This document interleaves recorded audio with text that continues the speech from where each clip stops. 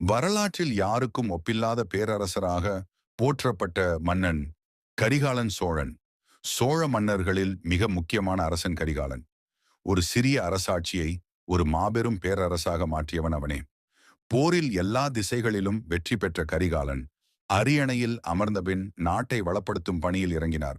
அவர் கட்டிய அணை எப்படி தமிழ்நாட்டை செழிப்பாக்கியது என்பதை இந்த வீடியோவில் பார்க்க போகிறோம். மேலும் இப்படியான வீடியோக்களுக்கு ஈகிள் கோட்ஸ் சேனலை சப்ஸ்கிரைப் செய்யுங்கள். போருக்கு பிறகு ஆட்சி செய்யத் தொடங்கிய கரிகாலனுக்கு ஒரு பெரிய சவால் இருந்தது. சோழ நாடு பல நாடுகளுக்கு பொருட்களை ஏற்றுமதி செய்தாலும் உணவுப் பொருட்களை இலங்கை மற்றும் பர்மாவிலிருந்து இறக்குமதி செய்ய வேண்டிய நிலை ஏற்பட்டது. இதற்கு காரணம் ஒன்றே, காவிரி நதி.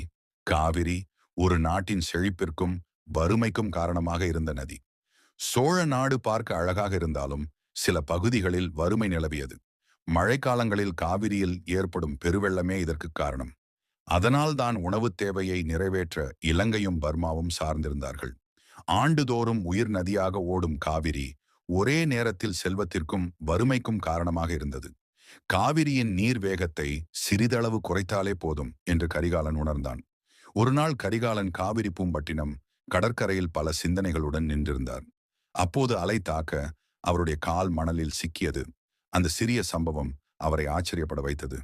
கரிகாலன் எல்லா நிகழ்வையும் இறைவனின் சித்தமாகவே கருதுவான். அந்த சம்பவம் மூலமாகவே அவனுக்கு அணை கட்டும் எண்ணம் தோன்றியது. பின்னர் அவன் தனது நாட்டுக்கு திரும்பி காவிரி நதியில் எந்த பகுதி அதிகம் பாதிக்கப்படுகிறது என்று கவனித்தான். அங்கேதான் காவிரி சிறியதாகவும் கொள்ளிடம் ஆறு பெரியதாகவும் பிரியும் இடம்.